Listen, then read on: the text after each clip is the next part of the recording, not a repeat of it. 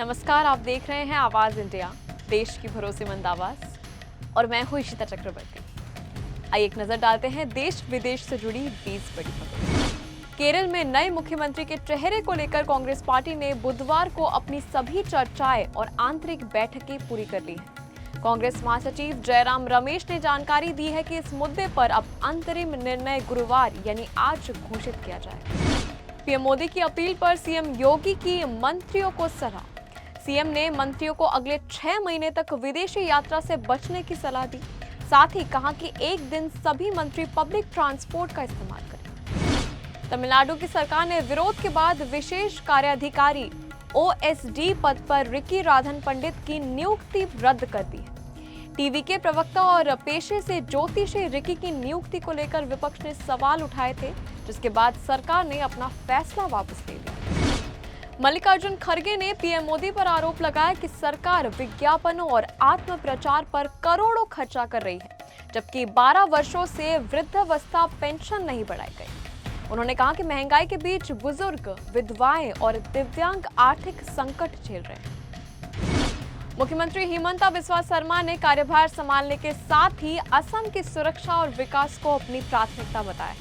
उन्होंने बताया कि सरकार का लक्ष्य चुनावी वादों को पूरा करना और असम को औद्योगिक केंद्र बनाना है। पवनखेड़ा मामले में असम पुलिस जल्द दाखिल कर सकती है चार्जशीट। मुख्यमंत्री हिमंता बिस्वा शर्मा ने कहा कि जांच की प्रक्रिया तय समय सीमा के भीतर पूरी करने की कोशिश की जा रही है, बशर्ते आरोपी पूरा सहयोग करें।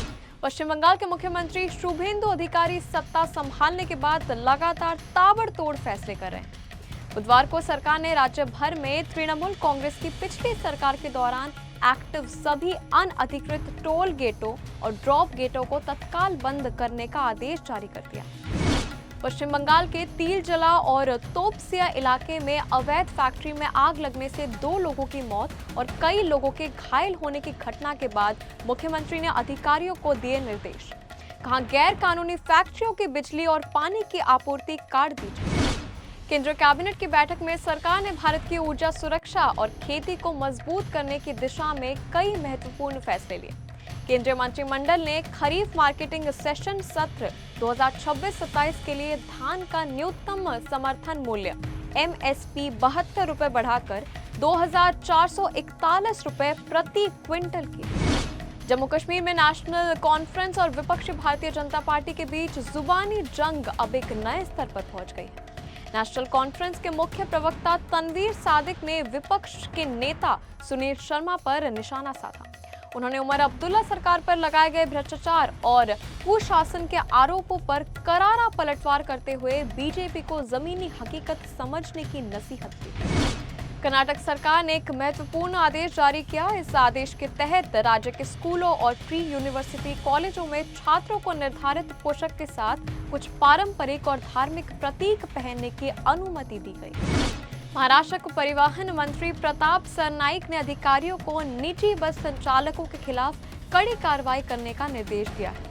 ये निर्देश मनमाने ढंग से किराए में वृद्धि करने और अनअधिकृत यात्री बुकिंग एप्लीकेशन का इस्तेमाल करने की वजह से हो रही है।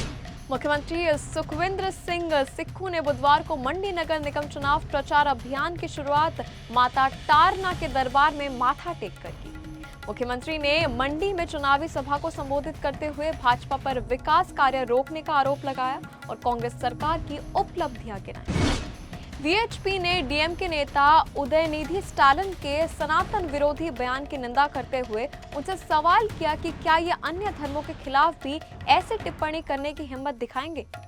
संगठन ने मुख्यमंत्री जोसेफ विजय से भी इस मामले पर उनका रुख स्पष्ट करने को कहा।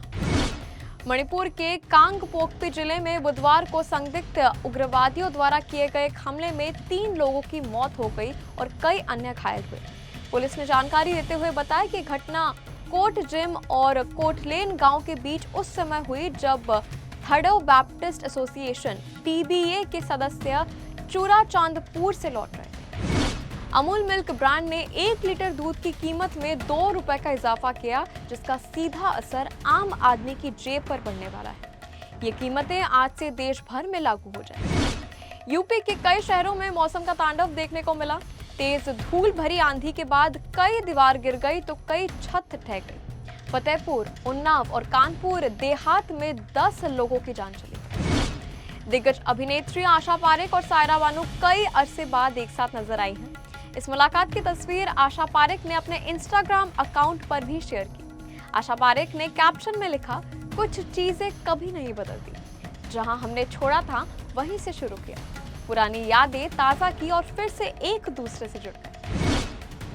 बॉलीवुड अभिनेत्री लारा भूपति ने 13 मई को आध्यात्मिक गुरु श्री श्री रविशंकर के 70वें जन्मदिन पर उन्हें शुभकामनाएं दी। इसके साथ ही लारा ने अपने गुरुदेव के साथ कई शानदार तस्वीरें भी सोशल मीडिया पर शेयर कर फैंस का दिल जीत लिया। पूजा हेगड़े ने सोशल मीडिया पर फिल्म है जवानी तो इश्क होना है का एक BTS वीडियो शेयर किया।